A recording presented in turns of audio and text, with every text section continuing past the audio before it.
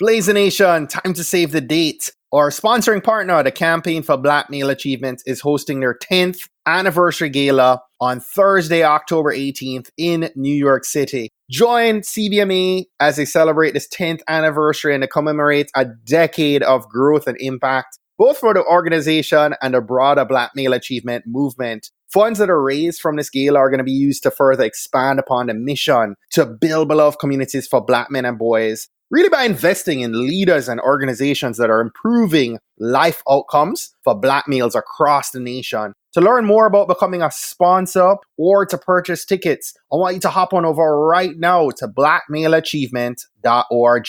blackmaleachievement.org.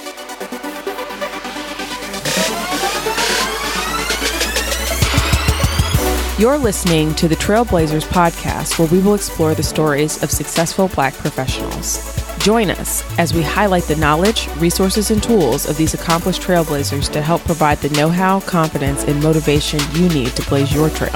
And now, here's your host, Stephen Hart. Hey, Blazer Nation. So excited. I asked a dear friend, actually our very first guest ever on this podcast, Mr. Donald C. Kelly, asked DK to come back on and do yet another first for the Trailblazer community. Today, we're going to try something new. I actually talked with Donald and had him work on a solo episode where he's dropping some wisdom, some mission fuel outside of an interview style recording, just pouring out knowledge directly into each of you. So for those of you who aren't familiar with DK, Donald C. Kelly is the host of the Sales Evangelist podcast, which is an amazing platform and podcast, has published over 800 episodes now, and has featured some amazing folks in sales and in business. And Donald's just an amazing guy. In addition to the podcast, he's also a sales trainer and coach and an amazing speaker.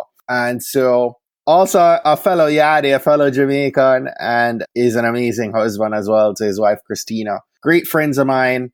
I thought, we all need to know how to effectively sell ourselves. Whether you're in the corporate world or a business owner, you have to know how to sell yourself. And so Donald's going to share some tips with us all on how we do just that. So I hope you enjoyed today's episode with our returning guest and featured trailblazer, Mr. Donald C. Kelly. Enjoy.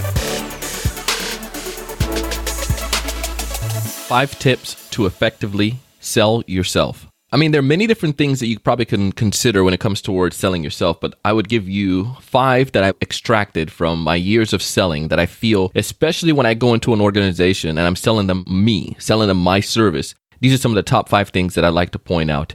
I feel that can benefit you in your process. Now, whether you're selling yourself as in a sales term, maybe you are an entrepreneur and you have a particular service, or maybe you are an author, you're trying to sell your publisher on why they should go with you and the book that you're going to offer, or maybe it's just for a job interview. Perhaps you're trying to get a promotion. Why should you be selected over anyone else? Not necessarily the product, but why should you be selected? Here's some tips and some ideas. Number 1, remember that you are a brand. Number 2, fear of rejection. No one can truly reject you. Number 3, know your buyer. Number 4, be a problem finder as much as you are a problem solver. And then number 5, have a strong conviction, a moral obligation.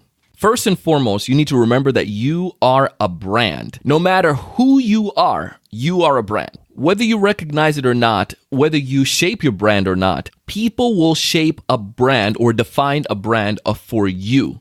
Why not create a brand for yourself? Just like Coca-Cola does, or Pepsi, or Mazda, or LG, or Apple, every organization recognizes that they need to have an identity or a calling card or something that they are known for. Whether you're selling yourself in your current role for a promotion, or you're selling yourself into a new job, or perhaps you're selling your services to an organization that you are going to render, you need to recognize that there is a brand inside of all of this. For instance, for myself, I'm known as the Sales Evangelist. I evangelize methods of effective selling. We help new and struggling sellers find more ideal customers, build stronger value, close more deals. that brand speaks for me when I'm not around. And unfortunately, I'm not always around, and fortunately as well. So let's say, for instance, someone was able to go to my website, or perhaps they found our podcast on Apple Podcasts, and they're listening to the show. They're saying, well, what's different about this guy? What makes him so unique? Instead of them having to conjure up in their mind and to create this idea, I'm able to define that specifically on my website. I'm able to share with them through my energy and through the things I reveal on my podcast, so they're able to recognize that brand. That's the Sales Evangelist brand. That is Donald Kelly. It also makes it memorable. And one of the concepts that I always like to teach people is that whenever you're trying to sell yourself, whenever you're trying to sell a product, whatever you're trying to sell, recognize that there are other people out there doing the same exact thing. It's competition. That's what makes our economy goes around. Here is what you need to recognize, though. In order to be successful, it's imperative that you do the opposite of what everyone else is doing. That's where your brand comes in place. So let's say bottles of water. I mean, there are bottles of water everywhere. I have a bottle of water. I have 2 different bottles of water on my desk right now. Each of them try to figure out a different way to stand out. Imagine if they all had the same exact label or said the same exact thing. The only difference that I would look at basically would be price at that point. However, they try to find unique ways to stand out. One of them is a spring water, and the other one is a purified water, but it's actually called water. It was a bottle that we got when we went to Jamaica to visit family. And I thought it was unique, so I kept it. But their marketing is totally different than the other marketing for the spring water. How are you standing out? What can you do to help organizations or to help your boss or to help your company recognize that you're a little bit different? That comes down to your brand. Does your brand say that you're dependable? Does your brand say that you're reliable? Does your brand say that you're honest? Does your brand say that you have a strong work ethic? Does your brand say that you will go above and beyond a call of duty? Whatever that brand definition that you would like to define, go ahead and define that, and don't let the world define it for you. Help them to recognize who you are. There's a guy named Donald Miller, and I learned about this from my good friend Stephen Hart. Donald Miller always emphasized that if you confuse, you lose. Does your brand confuse whoever's trying to buy from you? If your brand doesn't have a clear message and the buyer has to define that message, 1, it may be a wrong message that they're defining, and 2, it may be too much work for them, and they will probably go to somebody else who can define their message a little bit easier, a little bit quicker, and doesn't cause as much work, and therefore they'll probably select them because of that reason. What is your brand? Figure that out. What is it you want to be known for? And start shaping your message and everything that you have around that. Your social media, your LinkedIn profile, your blog, your website. Everything needs to be wrapped around this brand identity that you would like to be known by. Now, no matter who you are, the fear of rejection is going to be high. It's just something that we all have. It's a human tendency. Now, before we get into all of that stuff, I want to help you to define fear. Fear really comes down to this idea. It's an emotional belief that something or someone is likely to cause us harm or pain. The emphasis is on the idea of 2 words, emotional, and that it's a belief. Now, understanding this, fear is obviously really helpful. If you're out in the wilderness and you see an animal that's large, our natural instinct's going to tell us that we need to run or to hide or protect yourself. Maybe you should not run from a bear, speaking from experience. Another story for another day. But the concept, though, is that instinct tells us that something is going to cause us harm or can cause us some kind of pain, so we need to protect ourselves. If we didn't have that instinct or we didn't have that capability, we probably wouldn't survive a lot because we would just run up to snakes and touch all of them, or perhaps we run up to dangerous animals and not give a care and probably would have gotten hurt. Now, we're in decent societies and we're not going to have animals chase us and try to kill us. However, there's still imminent dangers out there. Perhaps maybe somebody that might want to rob you or hurt you or get in a fight with you or steal something from you. And we have those, so we have our fear that can help us. But more than likely, when you're going to visit with someone and you're going to sell them yourself, they're not going to physically hurt you. They're not going to purposely, emotionally try to hurt you. So why do we tend to have this fear? Why do we tend to make it seem like this person is going to hurt our family line? What it comes back down to is that we don't like to be rejected. No one likes to get that rejection, somebody telling you no. But if you have sold before in your life or any type of things, you're going to recognize that everyone is not going to like you. Not everyone is going to buy what you want. So the understanding that rejection is a part of the game is crucial. Think about it. Do you say yes to everyone out there that come up and ask you for something? No. Maybe you're at the grocery store and they say donate $1. You don't say yes every single time. Your kids ask you for something. You don't say yes every single time. Your parents ask you to go do something. You didn't say yes every single time. Not getting a yes doesn't mean that it diminishes you. It's just that perhaps the situation doesn't allow you to say yes. For instance, you're trying to sell me why you should be my gardener, why you should take care of the plants in my garden, at my house, or my establishment. The problem is, I don't have a garden. It is not anything to do with you. It's just the simple fact that I don't have a garden, and my HOA doesn't allow me to create a garden bed. So if that is the case, it's not a rejection of you. It's just a simple fact that I am not qualified to be able to be a candidate for you at this particular time. Now, my sales trainer used to give me different training methods, and 2 things that I want to share with you that can help you with this principle, helping you overcome your fear of rejection. The first is to recognize that there is a numbers game, that certain percentage of people are going to say no. And there's certain percentage of people who may be in the middle, don't necessarily know. And there's certain percentage of people who will say yes. If you understand that not everyone will say yes to you, you're way ahead of the game. And you will recognize that I will hear no, and it won't be the end of the world. It's not that it's you. It's just a simple fact that right now, it's not going to be a fit. I can't have a garden. Don't take it personal. The second thing is to separate your role from your identity. This was a powerful principle that I adopted and applied to almost everything in my life. So let's give you an example. When someone rejects me as a sales professional, oftentimes it's not necessarily a rejection on Donald and who I am. It's more so a rejection on the fact that someone perhaps is interrupting their day, or the fact that someone is trying to help them recognize a problem they don't necessarily feel is a problem. Therefore, they feel annoyed by it.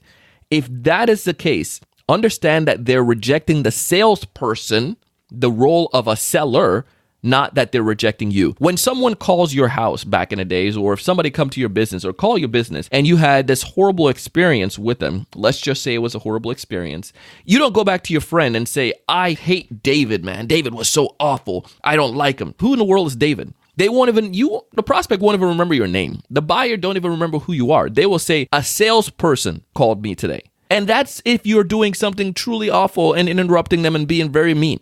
More than likely, you're not that type of person. So they're not going to say a mean salesperson or annoying salesperson called me today. But just recognize that if they do, it's the salesperson they're rejecting, not you. Separating your role from your identity is crucial to recognize that you are of strong worth. Some of the best individuals in the world, such as Michael Jordan, he had rejection in his life, but he didn't let the rejection in other areas in his roles affect who he was as an individual. So for instance, if Michael Jordan had let the rejection of who he was as a young basketball player in high school, which didn't really exist, if he had let that rejection, people telling him that he was not good enough to be a basketball player, affect his identity, he wouldn't be the individual that he is today. He recognized, yes, I may have failed in that role at that particular time, but it doesn't make Michael Jordan a failure. It means that I can take that and I can learn. I have a strong sense of self-worth. My failure as a basketball player doesn't define me as a human being.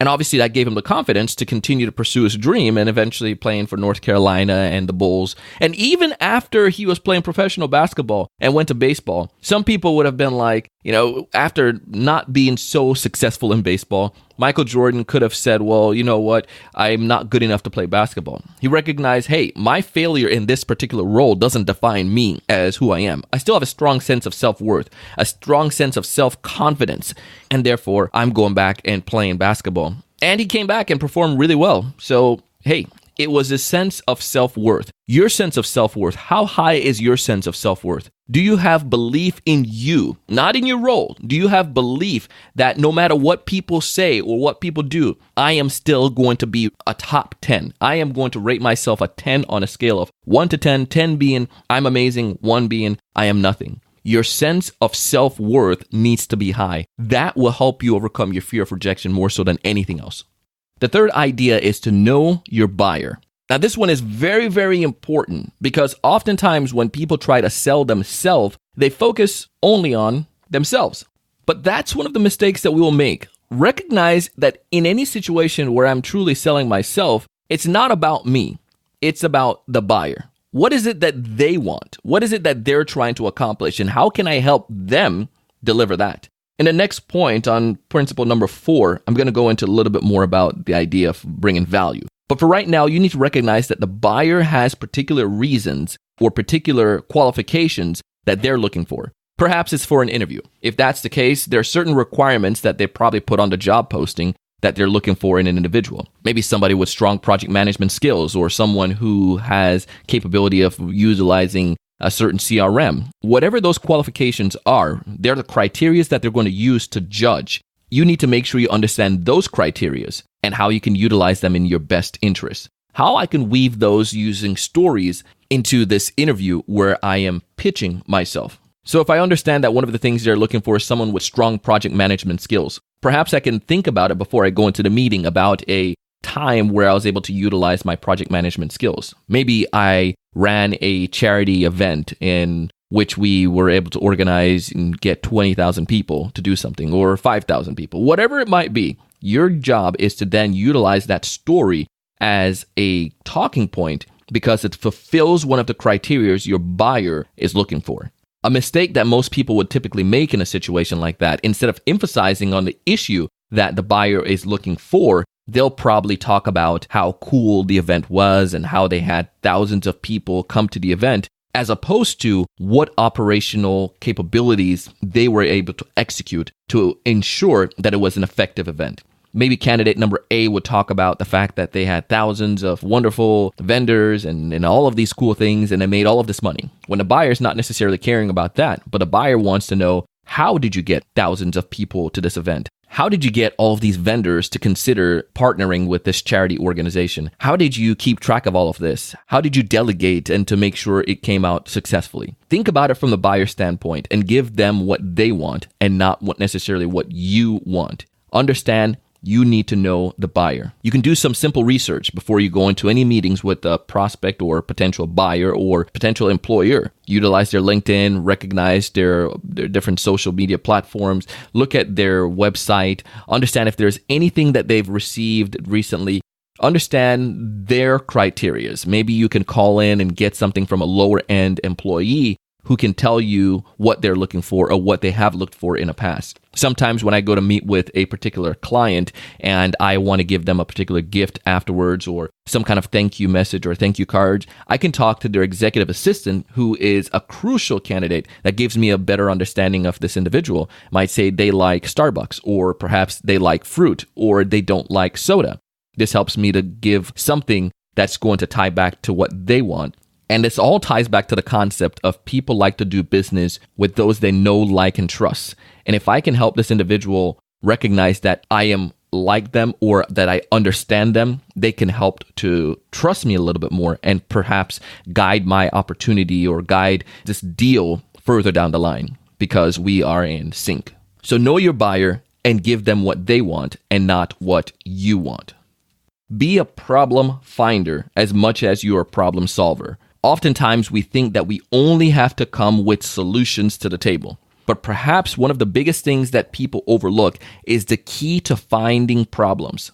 Why is being a problem finder so important? Think about it. If I'm a business owner, I'm going to come across problems. It's just natural. I'm trying to grow an organization. I have all kinds of people. I have different problems. I have different headaches. You ask anyone in any type of leadership role, they'll always tell you there's some kind of fire that they're putting out.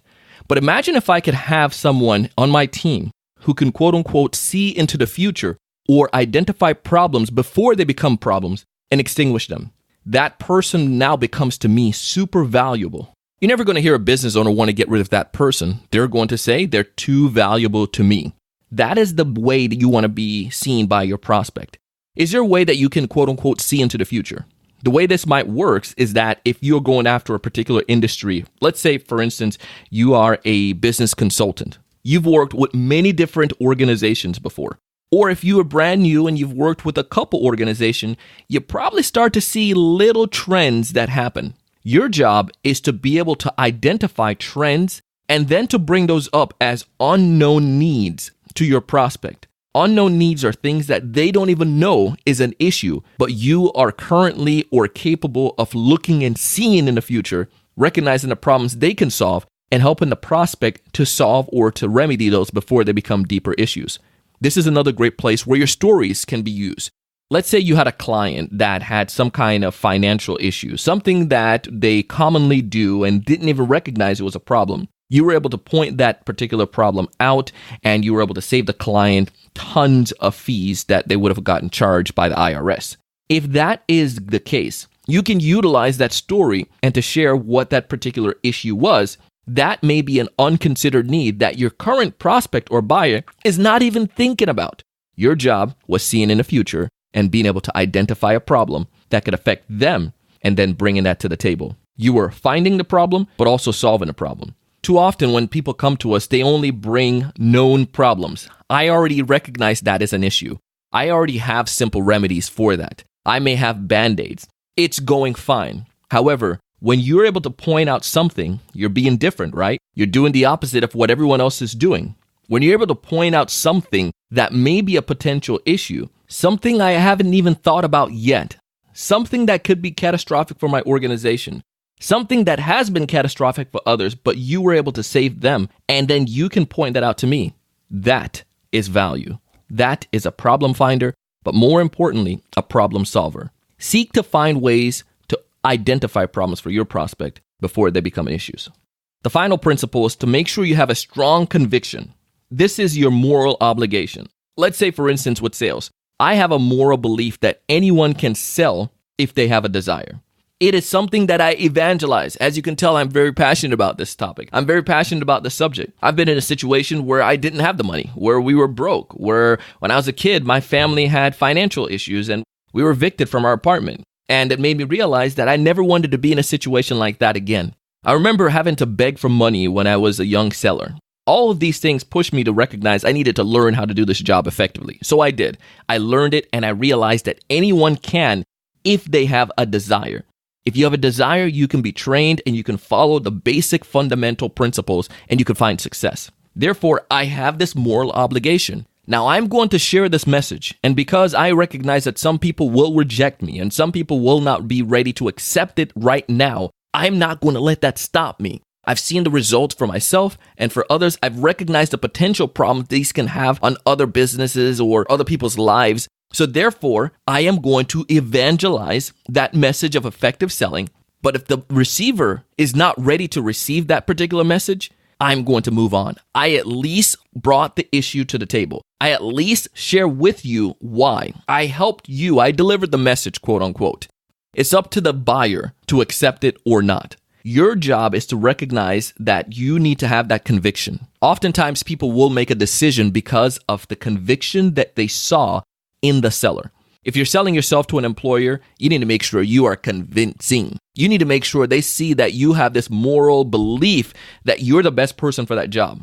It is your moral obligation. If I discovered the cure for cancer, think about that. I'm going to tell everyone in the world. Now, some people are not going to believe me. They're going to say, well, there's never a cure. It's never going to happen. That's not going to diminish me. I've seen it work. If that's the case, I'm going to be convincing and I'm going to keep going. I'm going to tell everyone. You're not going to give up after a few no's or after a few labs say they don't want to take your drugs or take whatever remedy you've discovered. It's that same conviction that you need to continue to have. Recognize that it's contagious.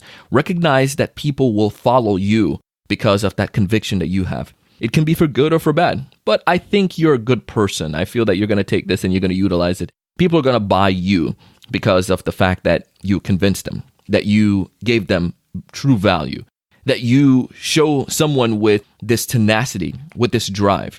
It's going to be seen that it's your moral obligation to be this problem solver for a business. If you can do these principles effectively, if you can apply them to your life, not only will it help you in sales, whether you're selling yourself or a particular product or your company, it will help you when you're selling yourself to friends or to family, to a potential partner, whatever it is. If you can apply these principles of selling, you will never go hungry again.